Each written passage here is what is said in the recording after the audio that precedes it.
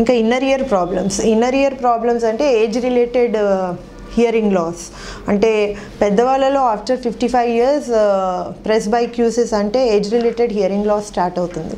అది స్టార్ట్ అవ్వడం వల్ల లోపలి చెవి నరాలు వీక్ అవ్వడం వల్ల కూడా టినిటస్ వస్తుంది.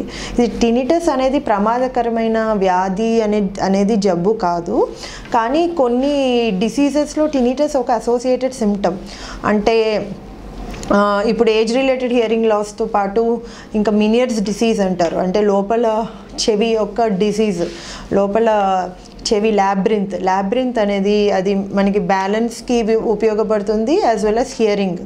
దాని ల్యాబ్రింతైన్ డిసీజెస్ వల్ల ఇంకా కొన్ని బ్రెయిన్ ట్యూమర్స్ అంటే లోపల కాక్లియర్ నర్వ్, వెస్టిబులో కాక్లియర్ నర్వ్ వల్ల ట్యూమర్ వల్ల కూడా టినిటస్ రావచ్చు.